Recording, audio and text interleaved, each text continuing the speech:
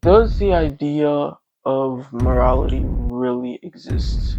Like, if we really think about it, is morality an actual thing, or is it just an idea that we've made in order to make subjective laws and apply it to everyone, right? This is a question that I've been asking myself lately, because of a class that I've had.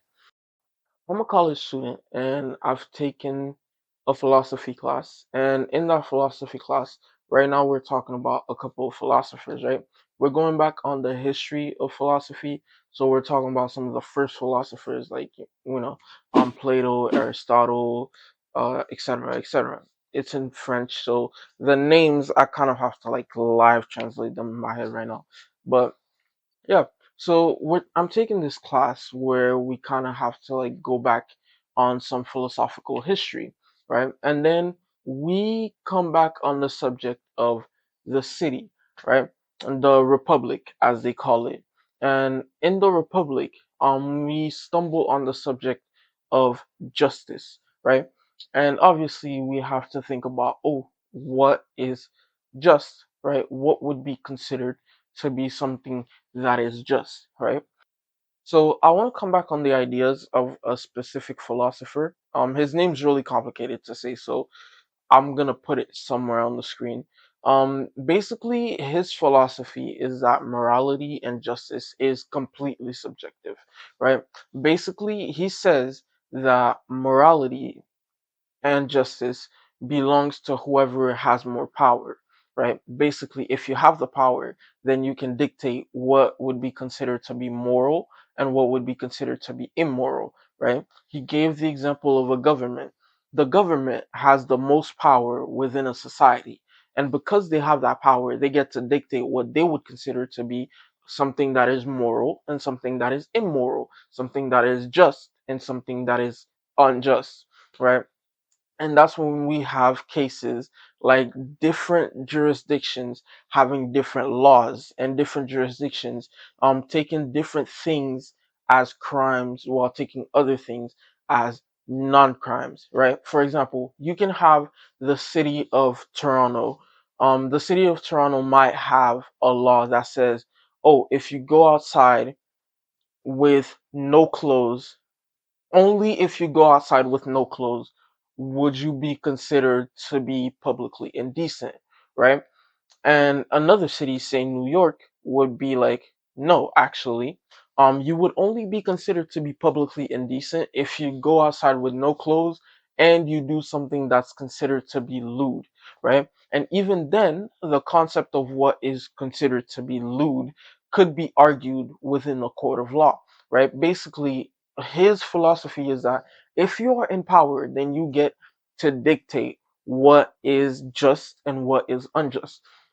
Another thing that makes me think about is history, right? A lot of the time when we go back on history, a lot of the time we see history from the point of view of whoever won, right? For example, we see the history of war. Take actually World War II is not a great example of this, but take um when colonizers first came to North America, right?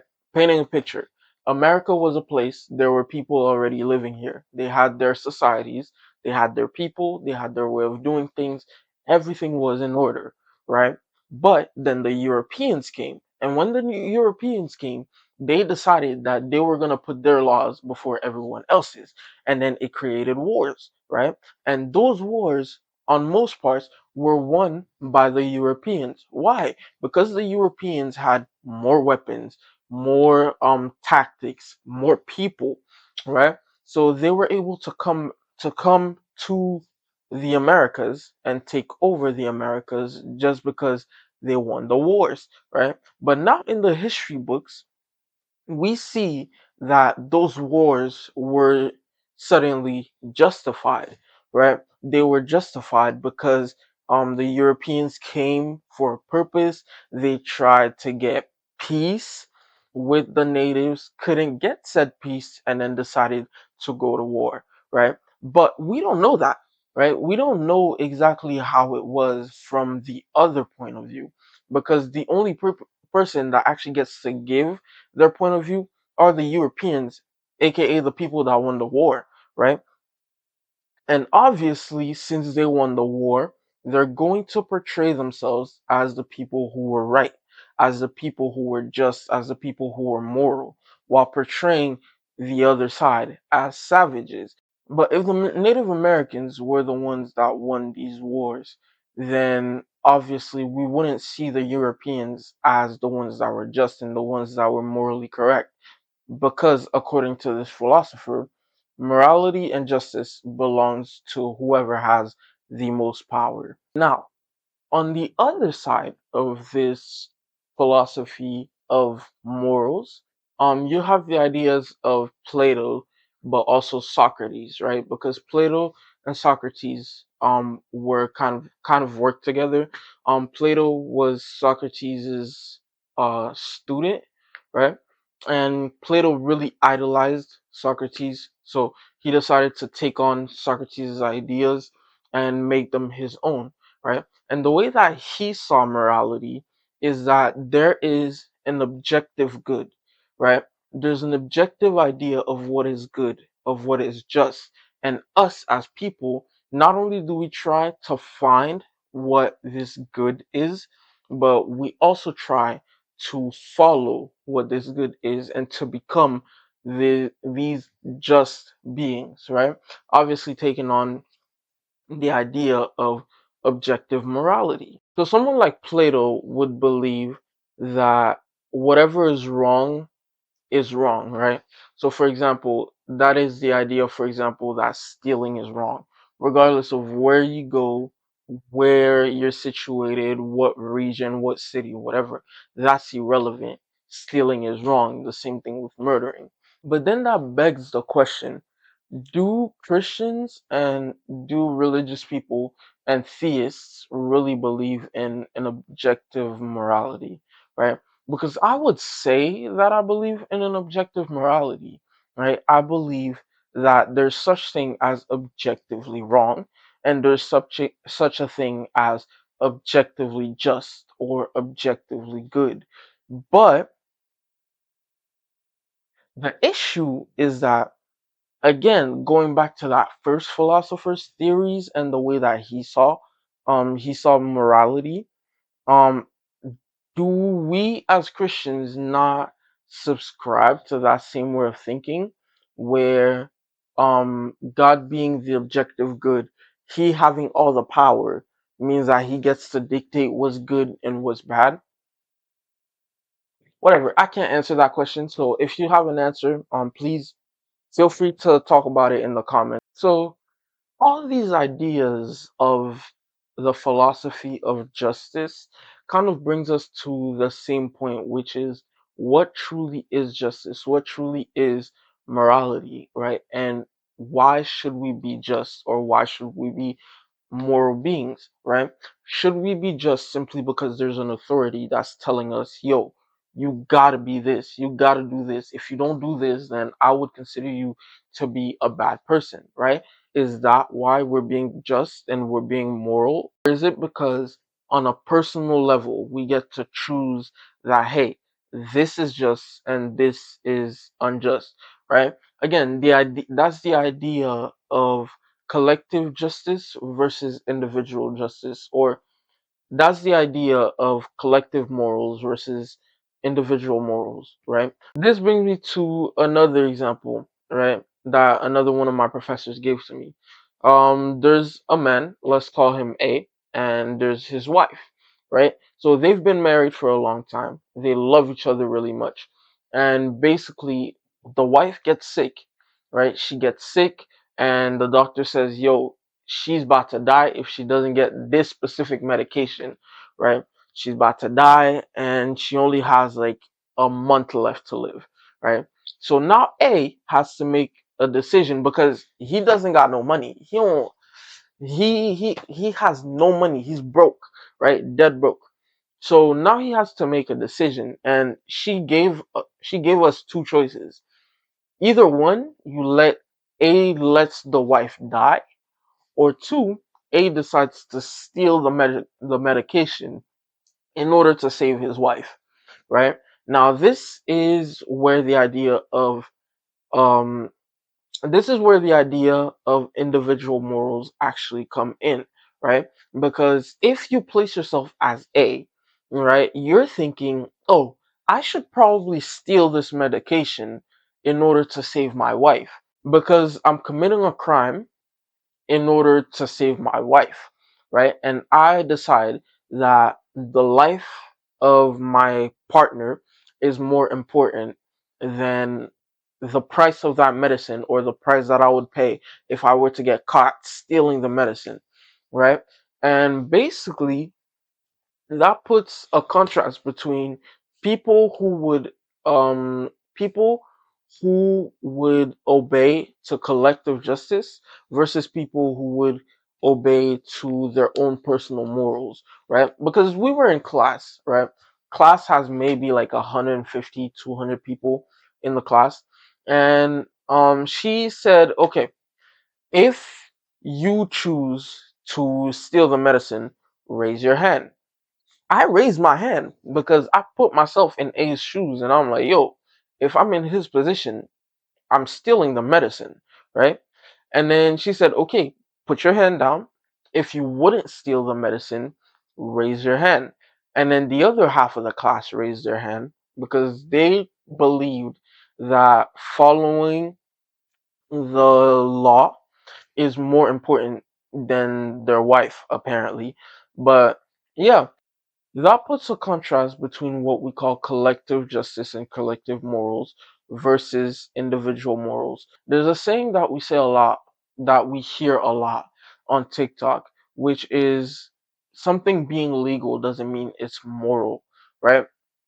Basically, something being legally right or legally correct doesn't mean that it is morally correct or morally acceptable. That's why you got some lawyers defending literal villains, right? You got lawyers defending villains because when you look at the collective morals, when you look at the laws, when you look at laws that people put in place, you realize that, yo, there's loopholes to this, right? There's a lot of loopholes, and there's a lot of ways that these laws are actually faulty and aren't as moral as we think that they are. But because these laws were put in place by a government, people in power, we tell ourselves that we can't break them.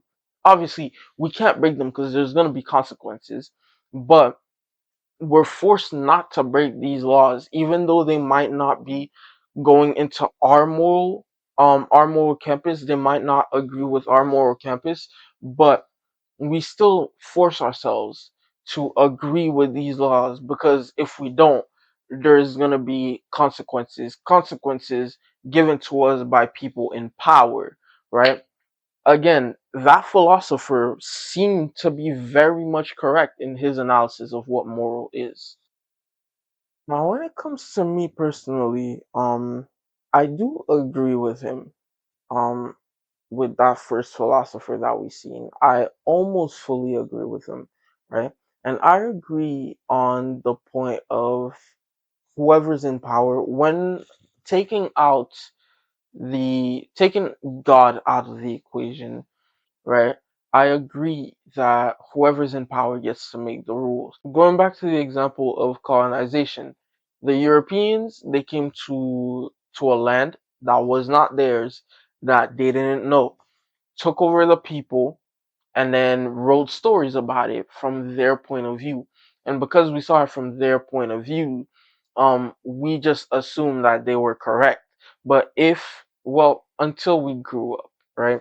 But if it would have been the other way around, or if it would have been the native people that would have won these wars, we would have seen it differently. Does that mean that morality is fully subjective? No, right? And then the idea that my morals are depending on God would bring in another question, which is, okay, if you didn't believe that God exists, would you still be a good person? And honestly, I don't think I'd be a bad person, right? Would I consider myself to be a good person now? No, because like I said before, no one is good but God, right? But I would consider myself to be a pretty decent person, right? When obviously I have my faults. I'm not perfect in any way, shape, or form, but I feel like if God wasn't in the equation, people would still have a relative sense of moral, right? But because moral would be relative, then we wouldn't really know what is good and what isn't, right? Because if morality is fully relative, right? Then what truly makes anyone wrong? Right? If morality is fully relative and you get to decide what is good and what is wrong, then what makes you right and me wrong? Right? If morality is subjective and I decide today to go out and kill my neighbor, right? What would make it actually wrong? Actually, let's take it let's take it a step further. King Vaughn, right? We all agree that King Vaughn was a monster, if we're gonna be completely fair. We all agree that King Von was a crazy person, a monster, and he was fully wrong, right? But if we think that morality is subjective, is fully subjective, and everyone can create their own set of morals based off of what they believe in, then what actually makes King Von wrong? Because it's wrong from our point of view, but from his, he's just out here taking out his ops. He's just out here killing his ops. He's just out here killing people that kill his people. He's just out here like taking vengeance of people who he considers to be his enemies, right? So what makes it that what he's doing is wrong, right? I think that if morality was actually fully subjective, the world would be way worse than it is. If morality fully was to where everyone dictated what their morals is, then there would be no place for anyone to judge anyone else for doing anything, right? Because you can't judge me for what I'm doing when it's not immoral to me. It's immoral to you, but it may not be to me, right? So, yeah, I think if God was fully taken out of the equation and morality was fully, and I do mean fully subjective, then yeah, the world would be way more chaotic. Would I be a worse person? Depends. Depends on what you would consider to be worse.